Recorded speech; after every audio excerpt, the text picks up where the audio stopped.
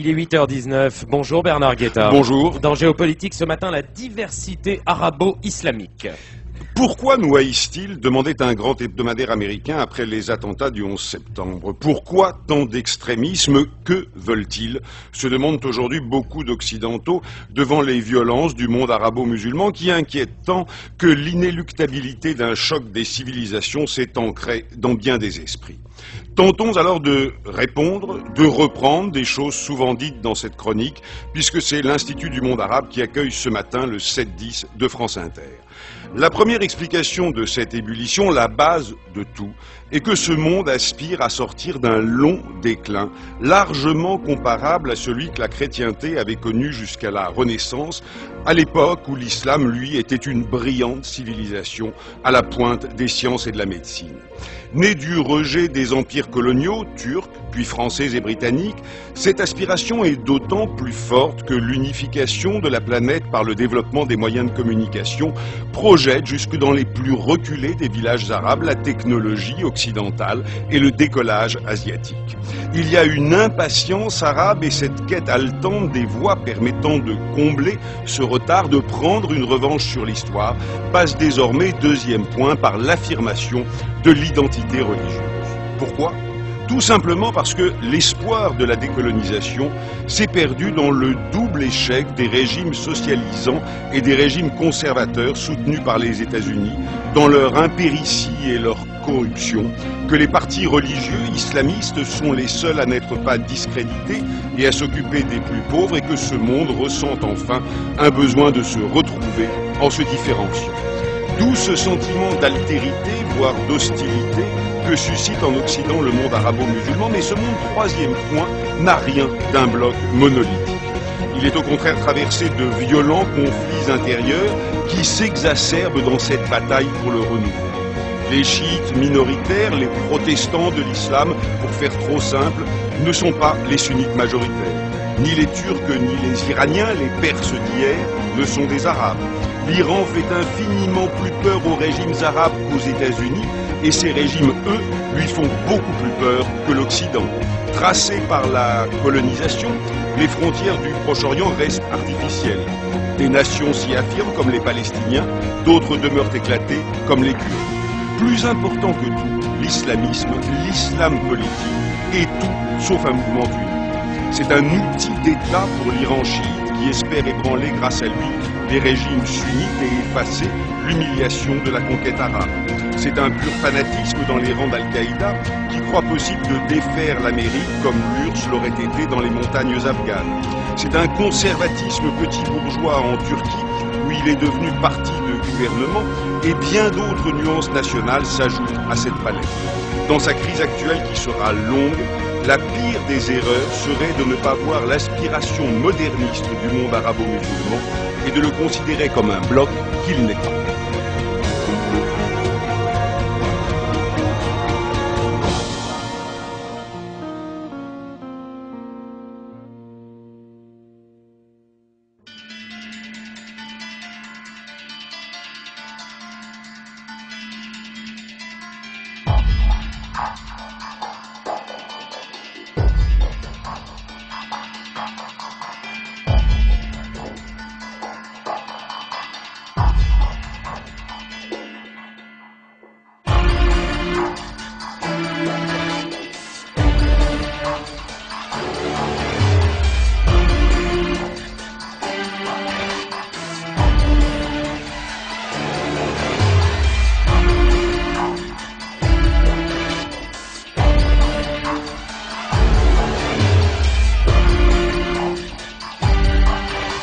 Il faut s'indigner de ces dérives, on s'indignerait des Bernard dérives du Kouchner, je prends par exemple sur un plateau Marc-Édouard Nab, l'islam modéré, c'est pas son truc, hein.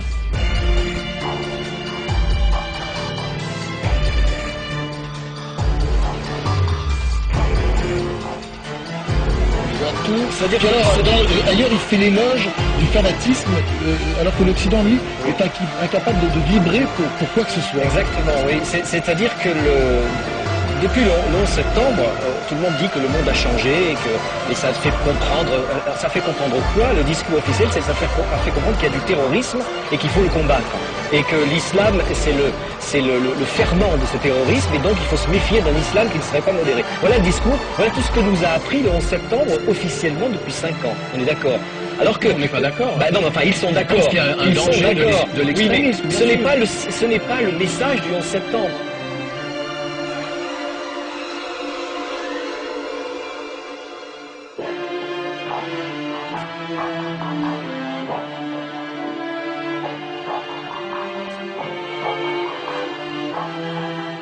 On est d'accord que les pays arabes, et moi je ne suis pas un fanatique des pays arabes et surtout pas de leur gouvernement et de la corruption et de leur mollesse, de leur lâcheté à pouvoir se prendre en charge eux-mêmes et à pouvoir réagir. Ça je ne le dirai jamais. En revanche, la première partie du message, c'est que l'Occident doit se mettre pas en accusation, mais au moins essayer de faire le point sur ce qu'il est, qu'il y ait un bilan occidental sur ses méfaits, ses crimes, sa colonisation permanente, sa façon de se comporter d'une façon odieuse depuis des siècles. Et c'est ça avant tout que le 11 septembre a essayé de nous indiquer. Alors avec les moyens de la misère qui sont ceux du terrorisme, ça on est d'accord. Mais pourquoi l'Occident ne se remet jamais en question?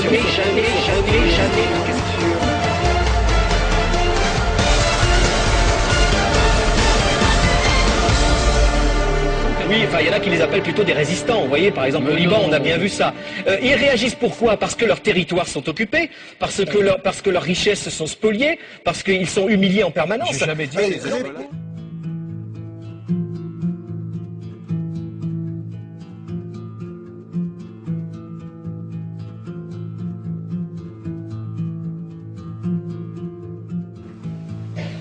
Islam, unfortunately today, is in a prison. Now that prison is not Abu Ghurab, and that prison is not, what's the place in Cuba? Guantanamo Bay. That's not where Islam is in prison at. No, Islam is in a prison of Muslim nationalism, Muslim ethnicity, Muslim culture. Because Muslims, every single group of Muslims want to put Islam and trap it and wrap it in their own ethnicity. Because human beings have done that throughout the years. They want to take the religion of God. I have told that if we follow Islam, we can build a moral society. You see, we have 54 Islamic countries. Even we have 95% Muslims over there. They follow Islam only. Why we can't build moral society in those countries? Like Pakistan, Afghanistan, they have a civil war fight between the Shias and Sunni Muslims. Why we can't build moral society over there, even though they have follow Islam? We have 95 Muslims over there. But Muslim, what Muslim? What Muslim? I remember 15 years ago, it's not today and I heard it's worse, 15 years ago I remember going to a wedding in Pakistan. A wedding where men and women were mixing freely, where the bride was dancing on the stage with all the male members of the family dancing on the stage. I'm sure somewhere around, we're probably hidden in a corner then, but I hear now it's open drinking alcohol. What Muslim are we talking about? This was 15 years ago. Now I hear it's even worse. Oh yes, their Islam. When the bride and the groom are walking to the car, they're holding the Quran over their head for blessing. That Islam? That's not Islam. What Islam is that? That's exactly the thing I'm talking about. That's why the Muslims are in such a mess. Because of this nonsense, this hypocrisy, actually they are insulting the Quran by doing that. Amongst all of this haram, they think that the Quran, holding it over their head, is going to bless them because they're holding it. What is that? Where did they get this from? So, I don't know what we're talking about. In fact, this is the problem. You see, the Muslim world itself is so far from Islam. So many you find. So this is the Muslim countries. You will not find one except they are not doing magic and shirk and kufr, or except maybe one or two you will find. So this is the state of the Muslims.